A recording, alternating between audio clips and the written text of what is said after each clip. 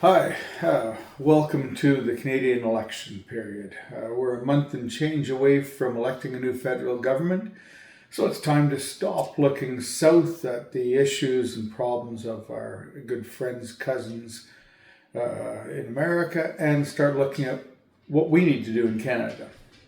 And there's lots of issues that need to be addressed.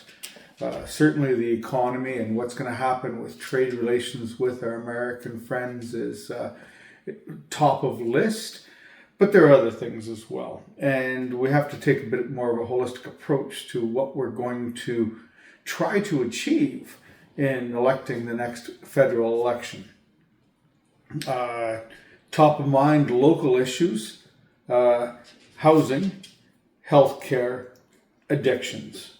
And these are things that are not new. They've been getting worse over the last I don't know whether it's 15 or 20 years, but it's at least 15, and there are people who would suggest it's longer than that. I know that in Ontario, which is where I live, changes that were made during the Harris regime and as a Premier Harris changed our health care and changed our mental health care, and I would say not for the better. I would also say that he was probably pushed there to some extent by well-meaning and very, very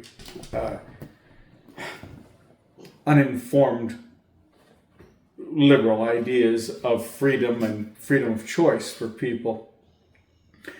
And we still have freedom of choice when we can express freedom of choice. But when the choice of freedom is no longer understood by the individual because they suffer from either great mental health issues and stresses or addiction to the street drug of the day, it's no longer freedom of choice. And I think that was a very misguided way of dealing with some of the mental health issues by getting rid of our Ontario hospital, the mental health facilities across Ontario.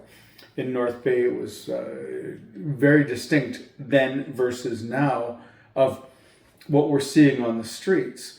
So there's more to this election than just the economics of trade and retaliation to our greatest trade partner. Although that's important, because if we don't have our economy, we can't afford health care, we can't afford housing, we can't afford anything. So it's very important to focus on what are we going to do in response to the erratic nature of our trading partner. And so we have to look at that. I am self-confessed. I'm a Green Party voter. I have been for 20 odd years. My reason is simple. They're the only party who hasn't stolen from me. So I know they haven't been in power, so they haven't had the chance to steal from me. But that doesn't matter to me. They're the only party that hasn't. They're not going to win. They're going to win one seat, maybe two. I think their maximum might be 4, but I'm thinking they're 1 or 2. So I know they're not going to make government, but that doesn't stop how I'm going to vote. But it doesn't mean that I'm not going to be involved and appreciate what else is out there and take a look at why we are in the position that we're in vis-a-vis the United States and some of our other trading partners.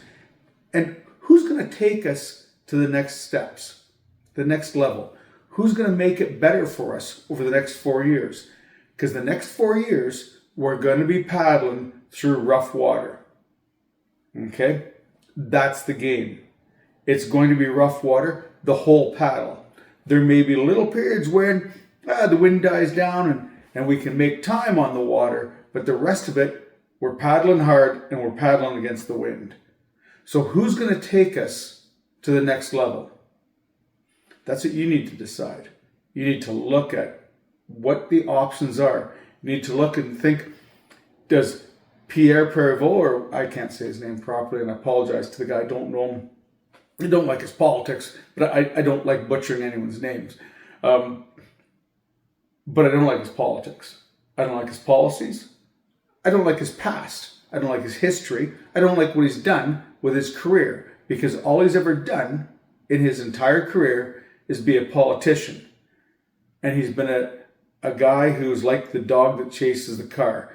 He's always running hard. He's always barking loud. He's always going to be this, that, it's different when you're the dog and you catch the car. What do you do then?